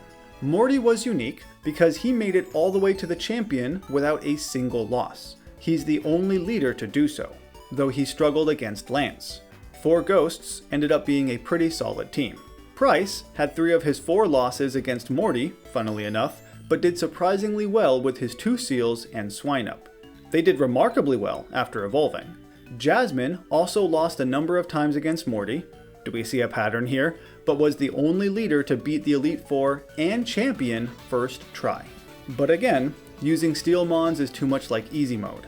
It's the exact opposite of Bugs. Surprising very likely no one, the top gym leader in the Johto region ended up being Whitney. She only lost twice, once each to Bruno and Karen. Granted, the championship battle was a bit lucky, but still, her rolling Miltank was far too powerful, which makes me feel a lot better, since she was the gym leader I struggled against the most as a kid. I still have PTSD from her Miltank, so it's no surprise that she is the top Johto leader. And that concludes this super long video. How did your guesses stack up? Thank you for watching till the end here, and a special thanks to my Patreon and YouTube members. It really means a lot. I'll likely do a poll soon to determine which region to do next, so be on the lookout for that. As always, I'll see you in the next region.